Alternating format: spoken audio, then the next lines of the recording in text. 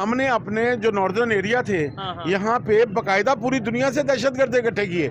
India में anti establishment narrative India में इमरान खान पैदा नहीं होते, अच्छा वहाँ नहीं पैदा होने देते। चाइनीज हमारे दोस्त हैं, वो कुछ कहते तो नहीं है, लेकिन उनके चेहरों से ऐसा लगता है कि वो कह रहे आखिर कब तक पैसे मांगते रहोगे। अगर हम बात करें भगत सिंह की, वो भी हमारे यहाँ के मतलब हीरो थे, मतलब उन्हें उनका क्यों नहीं थे नहीं हैं हीरो हैं, लेकिन यहाँ के थे तो उनका हम क्यों नहीं किसी बुक में लिखते।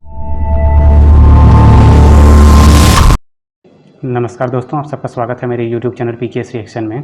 अभी जो आप वीडियो देख रहे थे वो पाकिस्तान से रिलेटेड है। तो इस वीडियो का सबसे पहले मैं आपको टाइटल बता दे रहा हूँ कि क्या है।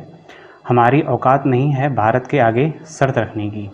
अब ये पाकिस्तानी ऐसा क्यों बोल रहे हैं, चलिए इस वीडियो को पूरा देखते हैं और फिर उसके ऊपर बात करते हैं। तो चलिए वीडियो को शुरू करते हैं। अगर शहबाज शरीफ साहब, अगर आपको ऐसा लगता है कि उनके चेहरों पे लिखा है कि आखिर कब तक पैसे मांगते रहोगे, तो भाई संभल जाइए, कुछ काम कर लीजिए। हमने अपने हीरो को भगत सिंह को किल किया। उधम सिंह के बारे में आप क्या जानते हैं? मुझे नहीं पता। उधम सिंह वो बंदा है जिसने जनरल डायर को कत्ल किया, वो जनरल डायर जिसने जलियांवाला बाग में गोली चलाई। IMF प्रोग्राम खत्म होने में सिर्फ 10 रोज बाकी, मगर पाकिस्तान और IMF के दरमियान डेडलॉक बरकरार। स्टाफ लेवल मुआहदे पर पेशरफ ना हो सकी। IMF को नए बजट पर भी तहफुजात। जब मैं छोटा था तो मेरी हिस्ट्री पता कहाँ से शुरू होती थी? चंद्रगुप्त मौर्य और अशोक से। अच्छा, क्या हिस्ट्री? जो हिस्ट्री की किताब थी मेरी, अच्छा। वो चंद्रगुप्त मौर्य और अशोक से शुरू होती थी।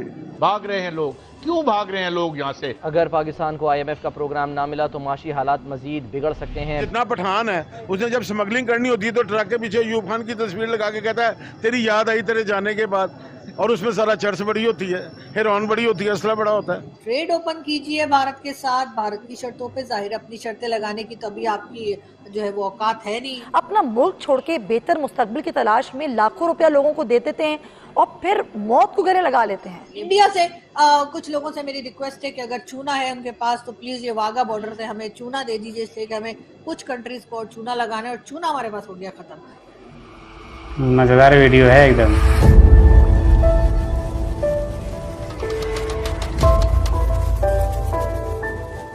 Hello friends, welcome to Informate Hindi channel. Friends, जैसा कि आपने क्लिप में देखा, पाकिस्तानी यह चर्चा कर रही है कि हमें हिस्ट्री हमेशा गलत पढ़ाई गई है। हमारे असली हीरो मोहम्मद बिन कासिम महमूद गजनवी नहीं भगत सिंह है, ये हमसे छुपाया जाता है। साथ ही आप देखेंगे पाकिस्तानी प्राइम मिनिस्टर को शर्म आने लगी है चाइना से पैसा मांगते मांगते। पाकिस्तानी प्राइम मिनिस्टर की यह स्टेटमेंट सुन के पाकिस्तानी मीडिया पाकिस्तान की प्राइम मिनिस्टर की मजाक उड़ा रही है। तो आइए देखते हैं आगे की वीडियो। और आप सभी से एक रिक्वेस्ट है, जिन्होंने भी चैनल सब्सक्राइब नहीं किया है प्लीज चैनल सब्सक्राइब कर ले, आप सबकी सपोर्ट की बहुत जरूरत है। Thank you so much, enjoy the video. Prime minister Shahbaz Sharif साहब ने क्या कहा है? प्राइम मिनिस्टर शहबाज शरीफ साहब ने कहा है चाइना के जो हमारे दोस्त हैं, यानी चाइनीज जो हमारे दोस्त हैं, यानी चाइना जो कंट्री है उसके लोगों को हम अपना दोस्त बताते हैं। वो हमें कभी दोस्त नहीं बताते, वो एक अलग बात है, लेकिन हम तो बताते हैं। उनका कहना है कि जो चाइनीज हमारे दोस्त हैं वो कुछ कहते तो नहीं है, लेकिन उनके चेहरों से ऐसा लगता है कि वो कह रहे आखिर कब तक पैसे मांगते रहोगे। तो अगर शहबाज शरीफ साहब, अगर आपको ऐसा लगता है कि उनके चेहरों पे लिखा है कि आखिर कब तक पैसे मांगते रहोगे, तो भाई संभल जाइए, कुछ काम कर लीजिए। ट्रेड ओपन कीजिए भारत के साथ, भारत की शर्तों पे। जाहिर अपनी शर्तें लगाने की तो अभी आपकी जो है वो औकात है नहीं, या क्या करना चाहिए? हाँ, औकात ही मेरे ख्याल है। हाँ, अभी तो हम अपनी कंडीशंस लगा नहीं सकते, अपनी शर्तें लगा नहीं सकते कि 370 लाओ, नहीं तो ऐसा करो, नहीं तो कश्मीर दे दो, नहीं तो फलां कर दो। अभी तो ऐसा है कि भाई बस ट्रेड कर लो। ऐसे करके शहबाज शरीफ साहब ट्रेड कीजिए आप भारत के साथ। ये कौन सा नया तमाशा है कि आप क्रिकेट भी खेलेंगे, आप फुटबॉल भी खेलेंगे, आप दूसरे गेम्स भी खेलेंगे भारत के साथ, लेकिन जहां ट्रेड आएगी जिससे कि आम आदमी का फायदा है, तो उस वक्त आपको अचानक से 370 और ये सारी चीजें याद आ जाती हैं। तो मेरा ख्याल है थोड़ा सा इस तरफ भी सोच लेना चाहिए। इंडिया से कुछ लोगों से मेरी रिक्वेस्ट है कि अगर चूना है उनके पास तो प्लीज ये वाघा बॉर्डर से हमें चूना दे दीजिए, इसलिए कि हमें कुछ कंट्रीज को चूना लगाना है और चूना हमारे पास हो गया खत्म। तो जी चाइना को भी चूना लगा के थोड़ा जो बच गया तो हमने चाइनीज के लगा दिया, तो वो हमें उन्होंने $1 बिलियन तो दे दिए, लेकिन उसमें हम क्या क्या कहेंगे, क्या क्या करेंगे? मतलब ये तो बात वही होगी ना, नंगा नहाएगा क्या और निचोड़ेगा क्या? हजारों साल मुस्लिम और हिंदू इकट्ठे रहे बरसगीर में। ऐसा क्या हुआ 75 साल पहले के अचानक हम एक दूसरे के दुश्मन हो गए? 2 नेशन थ्योरी आ गई कि भाई ये हिंदू के और मुसलमान इकट्ठे रह नहीं सकते। वही हिंदू मुसलमान जो हजारों साल इकट्ठे रहे। 1000 साल तक किसी ने इनको बताया ही नहीं था कि आप 2 अलग कौमें हो। 1000 साल बाद वो करैक्टर बरामद हुए ठीक है। जिन्होंने बताया कि नहीं नहीं तुम दो अलहदा कौमें हो, तुम्हारा मजहब अलहदा है, तुम्हारा कल्चर अलहदा है, जीना मरना अलहदा है, एक का हीरो दूसरे का दुश्मन है, दूसरे का दुश्मन इसका हीरो है। अगर इंडिया की बात करें वो आईटी में बहुत तेजी से ग्रो कर रही है, वो मेडिकल में बहुत तेजी से ग्रो कर रही है, वो अपना जो सा दूसरे जितने भी फील्ड्स हैं, अगर इंटेलिजेंस की बात करें उसमें आर्टिफिशियल इंटेलिजेंस की बहुत तेजी से ग्रो कर रही है। हमारे यहाँ पे ये चीज़ें क्यों नहीं मतलब हम भी चले थोड़ा सा बेहतरी की तरफ तो आते। देखिए भाई, आप अगर गंदम बीजेंगे तो चावल तो नहीं होगा पैदा, ठीक है ना। उन्होंने जो बीजा वो फसलें ले रहे हैं। जब मैं छोटा था तो मेरी हिस्ट्री पता कहाँ से शुरू होती थी? चंद्रगुप्त मौर्य और अशोक से। अच्छा, क्या हिस्ट्री? जो हिस्ट्री की किताब थी मेरी, अच्छा। वो चंद्रगुप्त मौर्य और अशोक से शुरू होती थी। और जब मैं मैट्रिक में गया तो चूंकि अफगानिस्तान में फौज आ गई हुई थी रशियन, तो उस वक्त सिकंदर आजम से शुरू होती थी 326 कबल अज़ मसीह और सीधी 712 मोहम्मद बिन कासिम पे आती थी। दरमियान की सारी तारीख गायब कर दी गई। अच्छा, अगर हम बात करें भगत सिंह की, वो भी हमारे यहाँ के मतलब हीरो थे, मतलब उन्हें उनका क्यों नहीं थे? नहीं हैं हीरो हैं, लेकिन यहाँ के थे तो उनका हम क्यों नहीं किसी बुक में लिखते? जब आप अपने हीरोज गैर मुल्की बनाएंगे, जब आपके अपने हीरोज ही नहीं है, क्या मोहम्मद बिन कासिम आपका हीरो है? कहाँ में तो ये नहीं, आप बताएं ना। क्या पाकिस्तानी है वो या हिंदुस्तानी है? नहीं। क्या महमूद गजनवी पाकिस्तानी था? नहीं। क्या शहाबुद्दीन गौरी पाकिस्तानी था? नहीं। खिलजी, तुगलक, लोधी, बाबर नहीं था ना? वही बाबर। मैं अब आपकी वो बात समझाऊं, ठीक। हमने अपने हीरो को भगत सिंह को किल किया।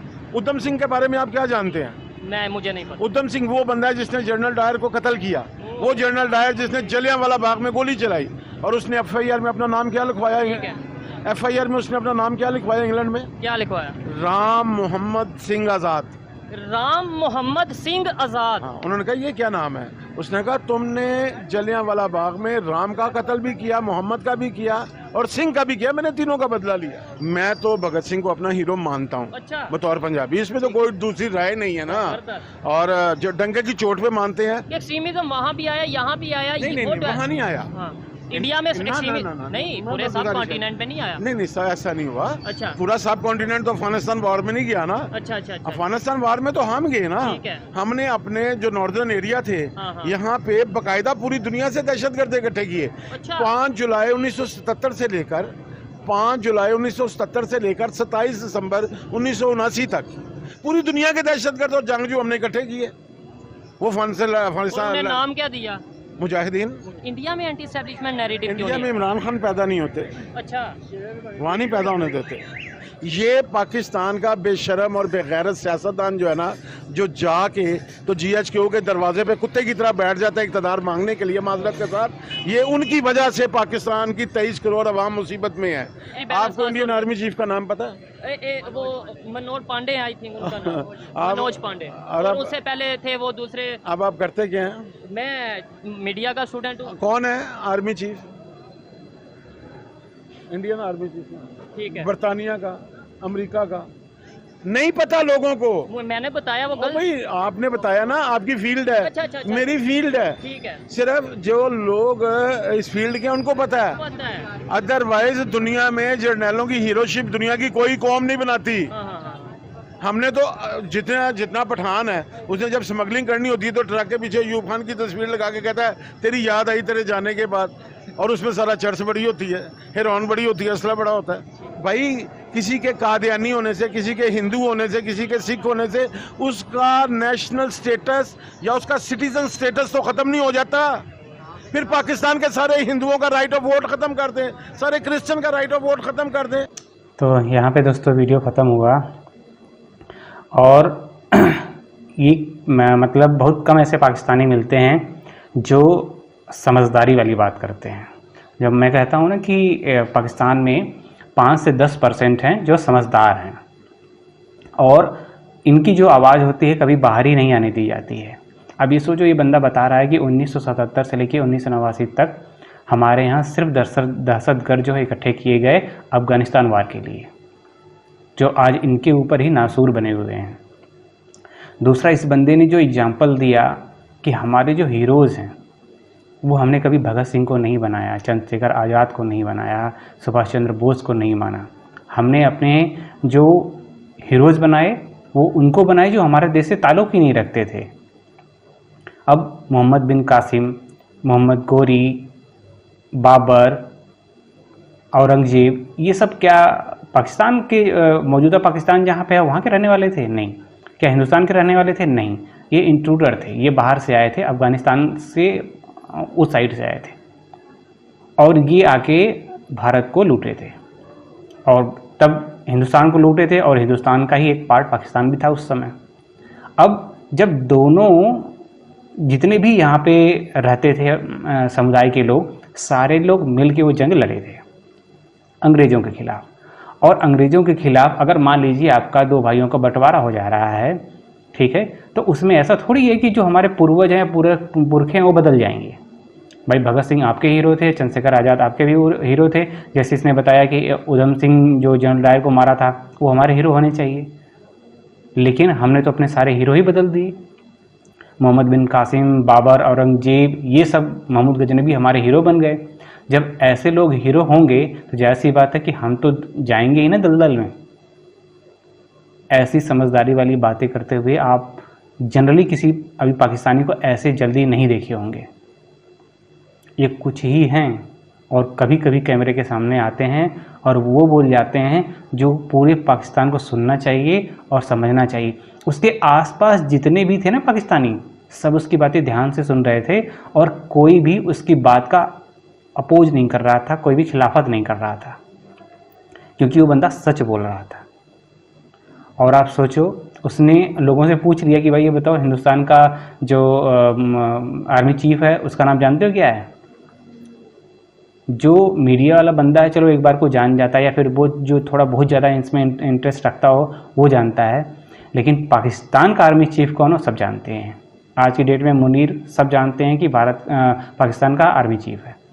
भारतीय लोग नहीं जानते होंगे कि हिंदुस्तान का इसमें आर्मी चीफ कौन है, लेकिन पाकिस्तान का आर्मी चीफ कौन है सब जानते हैं। क्यों?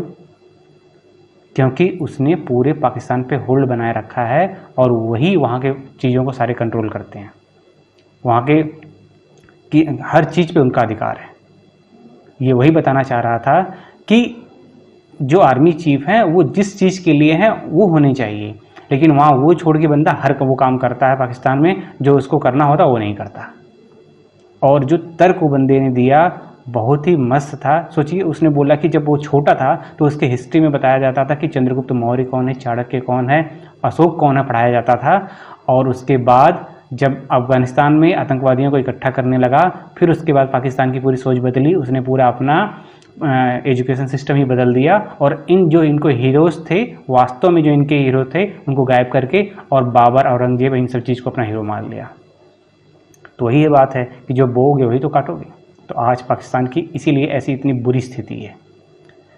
बाकी आपको ये वीडियो कैसा लगा आप कमेंट्स के माध्यम से ज़रूर बताइएगा, और अगर आपको वीडियो अच्छा लगा तो वीडियो को लाइक कर दीजिएगा, और अभी तक चैनल को सब्सक्राइब नहीं किए तो प्लीज़ चैनल को सब्सक्राइब कर दीजिएगा। फिर मिलते हैं किसी नेक्स्ट वीडियो में, तब तक के लिए जय हिंद।